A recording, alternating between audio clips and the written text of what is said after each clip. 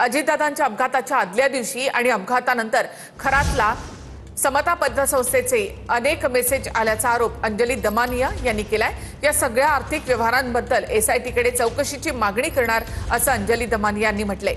अजितदादांच्या अपघाताची खरातचा काही संबंध असल्याची दाट शक्यता आहे असं अंजली दमानिया यांनी म्हटलेलं आहे। अजितदादांच्या विमान अपघातावरून दमानिया यांनी हा एक मोठा दावा केलेला आहे। दादांच्या अपघातानंतर भोंदू खरात संदर्भात अंजली दमानिया यांनी गंभीर आरोप केले आहेत। खरातच्या आर्थिक व्यवहारांसंदर्भात चौकशीची मागणी करणार असल्याचं दमानिया यांनी म्हटलंय।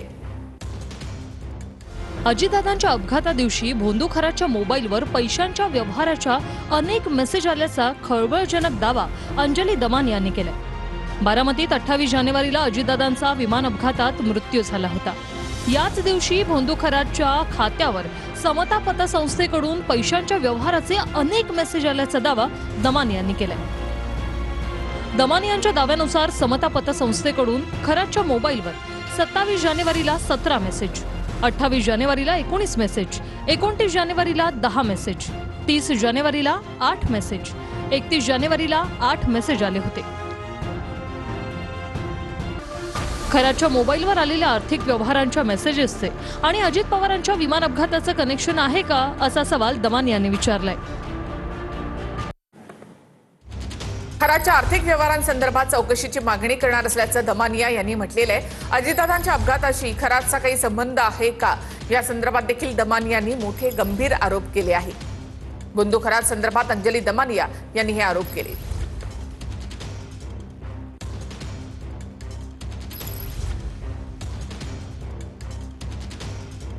अजितदादांच्या विमान अपघातावरून दमानिया यांनी हा मोठा दावा केला। दादांच्या अपघातानंतर खरातला समता पतसंस्थेचे अनेक मेसेज आल्याचा दावाही अंजली दमानिया यांनी केलाय। त्यामुळे अजितदादांच्या अपघाताशी भोंदू खरातचा काही संबंध आहे का याची चौकशी करा अशी मागणी देखील अंजली दमानिया यांनी केली। तसंच खरातच्या आर्थिक देवाणघेवाण या सगळ्याची देखील चौकशी करा अशी मागणी दमानिया यांनी केली आहे। 27 जानेवारी म्हणजे अजित पवारां गेल्याच्या त्यांचा अपघात झाल्याच्या एक दिवस आधी 17 SMS होते समताचे। 28 जानेवारी ज्या दिवशी अपघात घडला त्या दिवशीचे 19 मेसेज आहेत। 29 जानेवारी त्याच्यात 10 मेसेजेस आहेत। 30 जानेवारी 8 मेसेजेस आहेत। 31 जानेवारी 8 मेसेजेस आहेत। हे दिवसाचे जेवढे कधी महिन्याचे पण नाही यायचे तेवढे एक एक दिवसात समताकडनं मेसेजेस आलेले आहेत। म्हणजे याच्यात काय झालं हे एसआयटी कडे मी देऊन याची पूर्ण चौकशी व्हावी ही मागणी मी करणार आहे। कारण याच्यात कोणी हे सगळे व्यवहार केले, पैशाची फेरवाफेरव झाली का, या सगळ्या गोष्टी आता बाहेर आल्या पाहिजेत। आणि ही त्याची लिस्ट आहे ज्याची PDF बनवून मी आता मीडियाच्या ग्रुपवर टाकणार। दाट शक्यता आहे आणि ती शोधली गेली पाहिजे। कारण अमुक दिवशी जेवढे मी तुम्हाला जसं म्हटलं सगळ्या महिन्याचे किती आहेत ते बघितले, महिन्याभरात सुद्धा 8च्या वर नव्हते। हे दिवसाला 19 आलेत आणि जसं मी म्हटलं 27ला 17, 28ला 19 हे कसे आले एवढे मेसेजेस, काय ट्रान्झॅक्शन झाल्यात त्या समता पतसंस्थेत, या सगळ्या गोष्टी बाहेर आल्या पाहिजेत आणि ते येतील। अंजली दमानियांच्या आरोपांनंतर रोहित पवारांनीही ट्विट करत या प्रकरणाच्या चौकशीची मागणी केली। अजितदादांच्या अपघाताच्या एक दिवस आधी, अपघाताच्या दिवशी आणि अपघाताच्या दुसऱ्या दिवशी समता पतसंस्थेत भोंदू अशोक खरातचे मोठे आर्थिक व्यवहार झाल्याची धक्कादायक माहिती अंजली दमानिया यांनी दिली आहे। आधी अजितदादांच्या घराबाहेर झालेला जादूटोणा आणि आता अंजली दमानिया यांनी दिलेली माहिती, भोंदू खरातचा VSR कंपनीच्या विमानांमधून अनेकदा प्रवास आणि त्यांचे अनुयायी हे सगळं बघता अजितदादांच्या अपघाताशी खरातचा काही संबंध आहे का या संदर्भात संशय अधिक गडद होत आहे। अजितदादांच्या घातपातासंदर्भात चौकशी करताना CIDने खरात आणि त्यांच्याशी संबंधित लोकांचा देखील तपास करायला हवा असं ट्विट रोहित पवारांनी केलंय।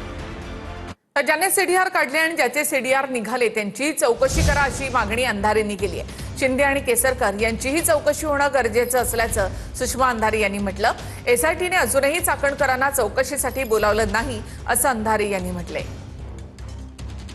ज्याने CDR काढले त्याची तर चौकशी झालीच पाहिजे की त्याला CDR कसे मिळाले, पण ज्याचे सीडीआर निघालेत, कारण ज्या अर्थी दमानिया इतक्या वेळा म्हणतात त्या अर्थी दमानियांचं म्हणणं त्याच्यात काही तथ्य असेल. तथ्य नसेल तर दमानियांवर कारवाई होईल, पण तथ्य असेल तर ते दुर्लक्षित करण्यासारखं नाही. आम्ही वारंवार म्हणत होतो, कारण पुरावे नष्ट करायला वेळ मिळू शकतो. 21 मिनिटाचं संभाषण झालंय. काय संभाषण झालंय आम्हाला माहित नाहीये. 13 कॉल केलेत, इतके इनकमिंग आहेत, इतके आउटगोईंग आहेत. मग एवढे इनकमिंग आणि आउटगोईंग कॉल अतिशय महत्वाची नावं आहेत. एकनाथ शिंदे म्हणजे काही दुर्लक्षित करण्यासारखं नाव नाहीये. दीपक केसरकर हे दुर्लक्षित करण्यासारखं नाव अजिबात नाहीये. आणि या नावांच्या कडून जर कॉल होत असतील तर हे अत्यंत वाईट आहे. तेव्हा या सगळ्या नावांची चौकशी होणं तितकंच गरजेचं आहे. ते झालं पाहिजे. ते का होत नाहीये? SIT अजूनही चाकणकरांना अजूनही चौकशीला बोलावत नाही. चाकणकरांना समन्स आलं असं साधारणतः 8 दिवसांपूर्वी कळलं. त्याच्या पुढचे 3 दिवस चाकणकरांनी सोयीस्कर मौन बाळगलं. 3 दिवसानंतर चाकणकरांना अचानक कंठ फुटला आणि त्या म्हणाल्या की असं समन्स मला आलंच नव्हतं. याचा अर्थ आम्ही काय काढायचा? चाकणकर SITला बोटावर नाचवतायत का? चाकणकर सांगू पाहतायत का की माझा पाठीराखा इतका मोठा आहे की SIT आणि या सगळ्या यंत्रणा याचा मला फरकच पडत नाही? की याचा दुसरा अर्थ काढायचा की लोक दबक्या आवाजात म्हणतात की बाबा SIT प्रमुखांची आणि चाकणकरांची चांगले गुड रिलेशन आहेत. आम्ही नेमकं काय म्हणायचं याला? अंजली दमानिया यांनी सुषमा अंधारेंवर हल्लाबोल केलाय. आम्ही फालतूच्या विषयांवर राजकारण करत नाही असं दमानियांनी म्हटलंय. अंधारेंना सीडीआर पाठवते, त्यांनी नावं शोधावीत असं दमानियांनी म्हटलंय. अंजली दमानिया यांना पत्रकार परिषदेमध्ये रडूही कोसळलं. त्यांचे नंबर ज्यांचे शोधले, जे मिळाले नाहीत त्याला क्रॉस केलं आणि ज्यांचे मिळाले तेवढं मी माझ्या ऑडिओमध्ये बोलले. लगेच आपले उठून यायचं याच्यात तो भाजपचं एकही नाहीये, याच्यात अमुक पक्षाचं एकही नाही. जो उठतो तो पक्ष वाटेल ते बोलतो. नॉनसेन्स. आम्ही लढतो विषयांवर, फालतूचं राजकारण करत नाही आम्ही तुमच्यासारखं. मग काल बोलताना मी सिलेक्टिव्ह, तर मग मिलिंद नार्वेकरांचा नंबर आला, 8 कॉल आले. मागितले तुम्ही, मागणी केलीत त्यांच्या चौकशीची? काय बोलता तुम्ही अंधारेबाई? आणि जेव्हा बघावा तुमचा विषय काय, लढायचे कोणाविरुद्ध? खरातांविरुद्ध. मी नुसतं माझ्याकडे आलेली माहिती दिली तर लगेच वर खाली व्हायला लागल्या. दमनियाबाई अमुक, दमनियाबाई तमुक, दमनियाबाई तुम्ही हे नाही केलं, दमनियाबाई तुम्ही ते नाही केलं. खड्ड्यात जाऊ दे तुमचे सगळे विचार, तुमच्या खिशात ठेवा. माझा राग या गोष्टीवर आहे की हे सगळे राजकारणी अशा भोंदू लोकांना प्रोटेक्ट करतात आणि ते बंद करण्यासाठी या सगळ्यांना सुद्धा शिक्षा झाली पाहिजे किंवा त्यांचं स्टेटमेंट घेतलं पाहिजे की तुम्ही 17 कॉल त्यांना का केले. रुपाली चाकणकरांनी 177 कॉल त्यांना का केले. सुनील तटकरेंनी, चंद्रकांत पाटलांनी, आशिष शेलारनी सगळ्यांनी कॉल का केले. आणि पुन्हा त्या कॉन्स्पिरसी थिअरी बाई ज्या आहेत ना, अंधारेबाई, त्या म्हणतात की त्यांनी अँटी CM लॉबी विरुद्धच केलं. अँटी CM लॉबी, तुम्हाला मी अख्खी लिस्ट देते CM लॉबीची, त्याच्यात एकही कॉल नाही. त्याला मी काय करू? उपटू, नवीन घालू त्याच्यात? तुम्हाला पाठवते मी सीडीआर, शोधा तुम्ही कोणाचे कॉल आहेत ते. फालतू काहीतरी बोलायचं.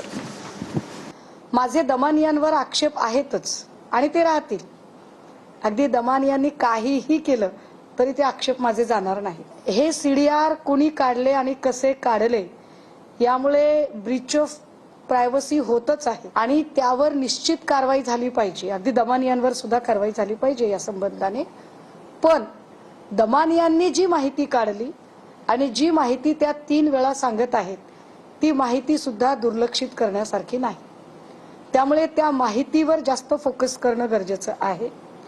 बारामती पोटनिवडणुकीसाठी सुनेत्रा पवारांनी आपला उमेदवारी अर्ज दाखल केला आहे. तुमच्या सेवेसाठी माझं दुःख तळघरात कोंडलं असं भाऊकपणे सुनेत्रा पवारांनी म्हटलंय. काँग्रेसही रिंगणामध्ये आहे. आकाश मोरे यांना काँग्रेसकडनं उमेदवारी देण्यात आली.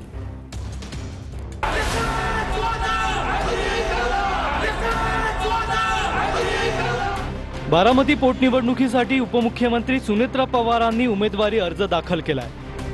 उपमुख्यमंत्री शिंदे, मंत्री चंद्रशेखर बावनकुळे, तटकरे, प्रफुल्ल पटेल यांच्यासह पक्षाचे वरिष्ठ नेते उपस्थित होते. अर्ज दाखल करण्यापूर्वी सुनेत्रा पवार भावूक झाल्याचं पाहायला मिळालंय. बारामती म्हणजे दादांचा श्वास होता, म्हणूनच त्यांचा अखेरचा श्वास देखील बारामतीच्या मातीतच विसावला. त्या निर्जीव इमारती, ती न बोलणारी पानं आणि फुलं सुद्धा आज दादांच्या आठवणीने रडत आहेत. बारामतीचा प्रत्येक नागरिक हा दादासाठी खरा पांडुरंग होता. बारामतीकरांची सेवा म्हणजेच पांडुरंगाची सेवा, हाच दादांचा विश्वास आणि आधार होता.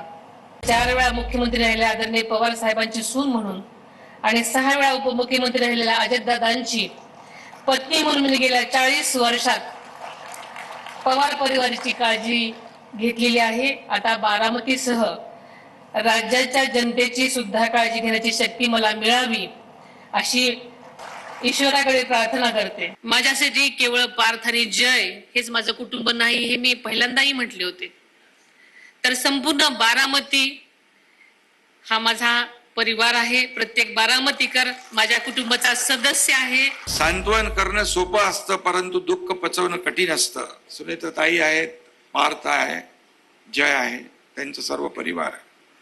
आपण आता सगळे परिवारातले आहोत आणि या राज्याचा गाडा चालवताना या ठिकाणी देवेंद्रजी, मी आणि सुनेत्रा वहिनी आज अतिशय जबाबदारीने राज्याला आम्ही पुढे नेण्याचा प्रयत्न करतोय. पोटनिवडणूक बिनविरोध न झाल्यास विक्रमी मतांनी विजय झाला पाहिजे असं तटकरे म्हणाले.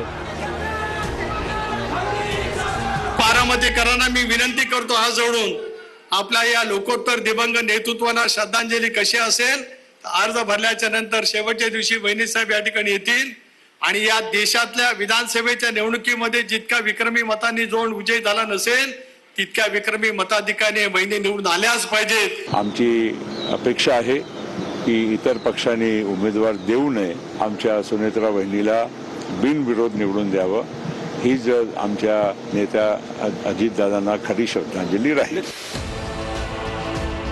बारामती विधानसभा पोटनिवडणुकीचा अर्ज भरायला निघण्यापूर्वी सुनेत्रा पवार अजितदादांच्या स्मृतीस्थळी गेल्या.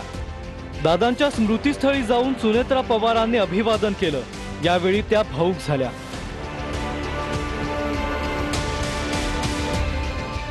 याआधी सुनेत्रा पवारांनी काटेवाडीत जाऊन अजितदादांच्या मातोश्रींचे आशीर्वाद घेतले. दुसरीकडे काँग्रेसही बारामती पोटनिवडणुकीच्या रिंगणात उतरली आहे. सुनेत्रा पवारांविरोधात काँग्रेसकडून आकाश मोरेंनी उमेदवारी अर्ज दाखल केलाय. मी आता फॉर्म भरलेला आहे. मला सपकाळ साहेबांनी काल सांगितलं, फॉर्म भर, आपल्याला लढायचंय, आपल्याला लोकशाही जागृत ठेवायची. राहुरी पोटनिवडणुकीसाठी अर्ज भरण्याच्या शेवटच्या दिवशी मोठा ट्विस्ट आला.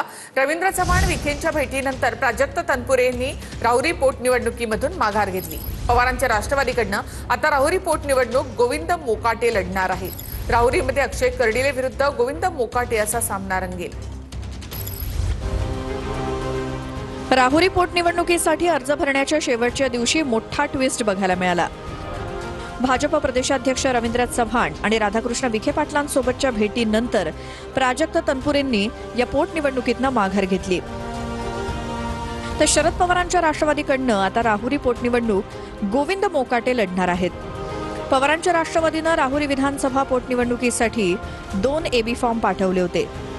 पवारांच्या पक्षाचे जिल्हाध्यक्ष संदीप वरपेंच्या उपस्थितीत गोविंद मोकाटेंनी उमेदवारी अर्ज दाखल केला. सगळ्यांनी मला पाठिंबा दिला आणि आज फॉर्म भरायसाठी सगळेजण इथे उभा राहिले.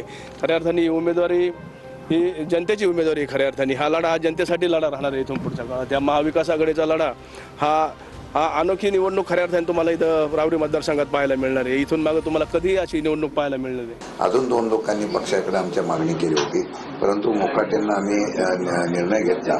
मग प्राजक्त तनपुरेंनी जेव्हा नाही म्हटलं, सकाळी ज्यावेळेला आम्ही चर्चा करत होतो, दुपारी 1च्या दरम्यान ज्यावेळेला त्याच्या पद्धतीने ते लढणार नाही असं दिसल्यानंतर आम्ही गोविंदराव मोकाटेंना या ठिकाणी निवडणुकीच्या बाबतीमध्ये निर्णय घेतला. भाजपकडनं शिवाजीराव कर्डिलेंचे पुत्र अक्षय कर्डिले यांनी राहुरीतून उमेदवारी अर्ज दाखल केलाय. अक्षय कर्डिलेंचा भाजपकडनं उमेदवारी अर्ज दाखल करण्यापूर्वी प्रदेशाध्यक्ष रवींद्र चव्हाण आणि पालकमंत्री राधाकृष्ण विखे पाटलांनी तनपुरेंची भेट घेतली. तनपुरे बंधू, चव्हाण आणि विखे पाटलांमध्ये बंद दाराआड चर्चा झाली.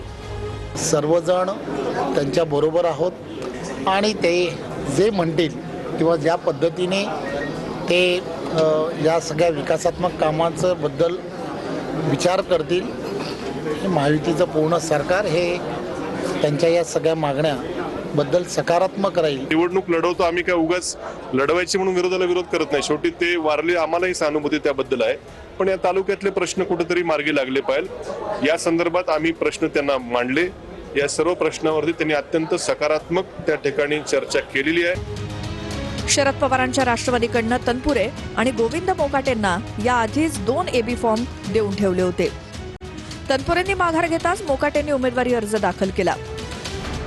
या संदर्भात प्राजक्त तनपुरेंनी फेसबुक पोस्ट केली आहे. मुख्यमंत्री फडणवीसांनी ही पोटनिवडणूक न लढवण्याची विनंती केली. चर्चेदरम्यान मी त्यांच्यासमोर राहुरीच्या प्रगतीसाठी अत्यंत महत्त्वाचे मुद्दे मांडले. राहुरीच्या सर्वांगीण विकासासाठी आवश्यक असलेल्या मागण्या स्पष्टपणे मांडल्या.